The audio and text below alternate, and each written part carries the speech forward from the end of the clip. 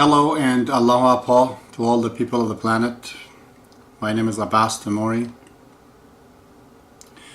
I am the elder of God and a humble Baha'i, follower of Baha'ullah, His Holiness Baha'ullah. Today is 24th of July. Time is about 12 o'clock. As I said last night, because I brought those predictions, the things that I dreamt and had seen, I felt obligated not to just be the bearer and harbinger of the bad news.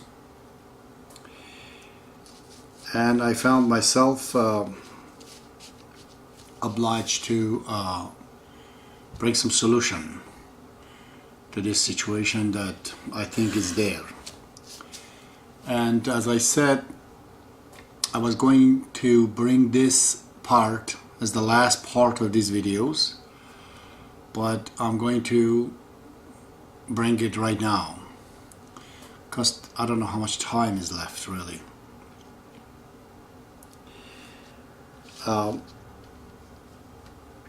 It's good to criticize, but it's also good to give a solution.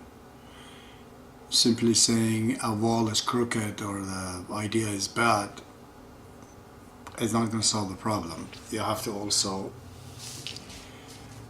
bring an alternative. So tonight my message is towards the Muslims of the world. I'm no authority. I'm just a simple human being. I was concerned about the pain and suffering of the people of the world, especially of the Muslims, because I'm raised as an Iranian up to the age, young age, 25, 26. So I'm from Middle East originally, and I've always thought about how could we solve this problem. Baha'i faith and Baha'ullah has helped me to expand my visions, my brain, my soul, so I can look better at the problem. When I'm looking at all the Muslim countries in the world, or in Africa, Asia, Middle East, there's no democracy in any of these systems. Now, if democracy is a Greek word, is a Western word, the freedom, the happiness of the people, economical, benefits, it's all lacking. It just seems the whole regime of the Muslims are nothing but gangs.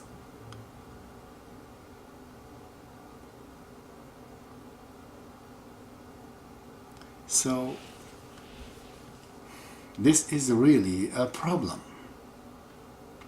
for me as a citizen of the world. I'm looking at this.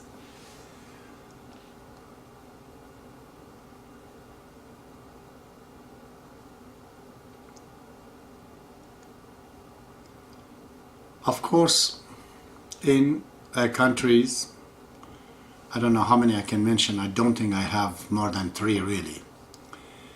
When I look at Saudi Arabia, Kuwait, and Emirate, I see these 3 countries, these 3 regimes, apparently dictators because they're made out of kings and they have no parliament even in them. But their people and their citizens are better off than anybody else in the world. These governments, they share the wealth directly with people, and that's really an amazing thing. I've been in Kuwait, I've been in Dubai, I haven't been in Kuwait or Saudi Arabia. I didn't have the chance yet. It's an amazing system in Kuwait, in Dubai. To see this Emirate, 6, 7 little cities, I should say, or little, countries, they're all apparently dictator because they're all, one guy rules. But they understand the unity, and they all have united and created a federations, under which all the citizens of Emirate are enjoying the greatest, opportunities. Because the fundamentalism that is right now not the headache just for the West and Israel, has become the headache for all the Islamic countries as well. It's synonymous with bad economy, with poverty, and with lack of the political power for the women, political justice for the women. So, in one hand, although economical problem is great in Saudi Arabia, in Kuwait, and in Emirate, but still there is no equality between men and women. If there's somehow, I'm sure I have read Islam very many times, it is definitely a system that allows men and women to live together and share their power towards the betterment of the society. To close the hand of women and not letting them to operate and be a part, then it is what the fundamentalism wants.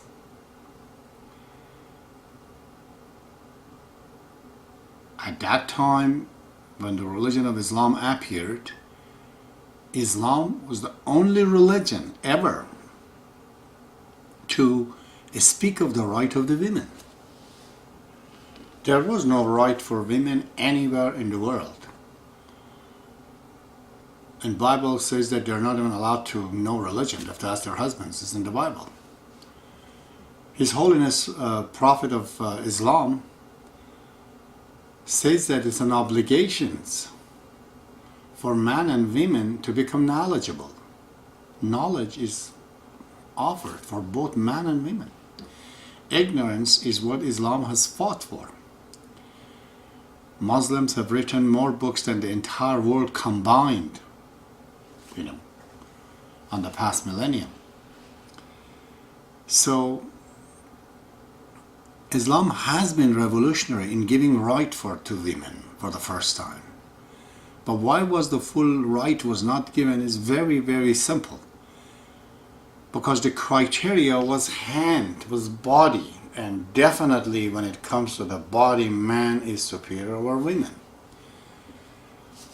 But when Islam says that we all have to be educated, men and women, that's automatically telling us that in its course of evolution, when men and women are both educated, then the force of the physical force will not be the criteria, and is the brain and is the mind, in which case there's no male and female. Now, I'm not promulgating the right of the women the way it is in the West, because it's not working at all. Democracy doesn't work in family because there's only two people. You can't vote in the family. There has to be some other force that rules family. Usually that is the God within the family, is the book of God, is the third party that rules over. Men and women, they know their part by whatever God has given. We are not the judge to say that man is better than woman, is better than man, or man is better than woman. God of Islam says that God created everyone equal. It's just that differences should not be the cause of inequality. But an Islamic equality of man and women would be tantamount, to prosperity. We have to work on that, in my opinion. This fundamentalist, they're not happy, even with Saudi Arabia, even with Dubai, even with Kuwait.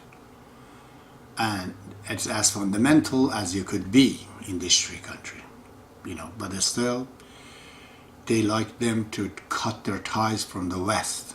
As fundamentalists, they just believe only in Arabs or Muslims in a way. And they don't think there are other people, which Quran time and again says there are Christians and there are Jews, and God will deal with them in the day of resurrections. The existence of the differences in Islam is given. Okay?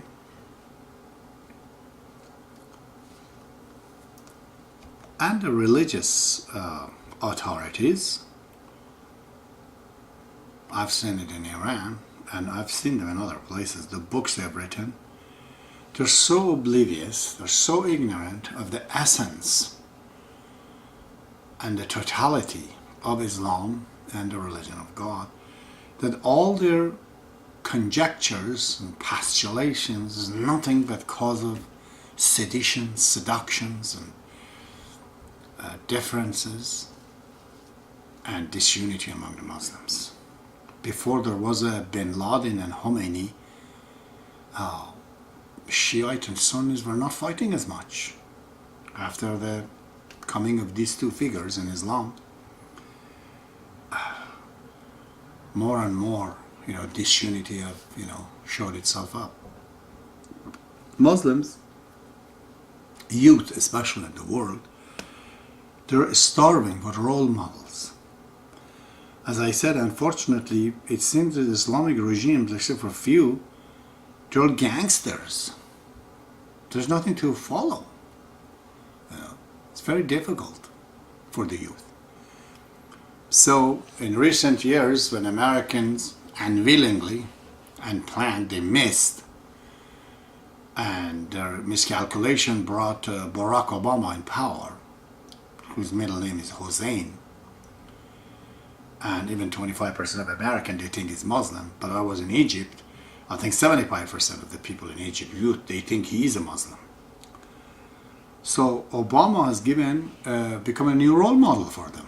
Can you believe that? Because they're starving for a role model. And all this revolution in North Africa really is being nurtured by his presence in the United States. It has created some kind of a balance that people are going out of the fundamentalism.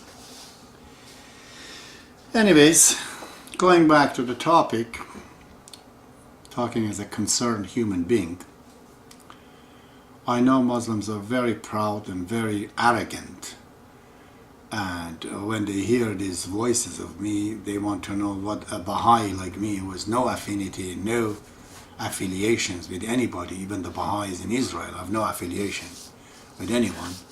What do I have to do with the Muslim wars? But I do, because I'm elder of God, because I'm a concerned citizen of the planet, and I've seen the suffering of the Muslims. It just bothers me like hell. The old ladies and the poor children.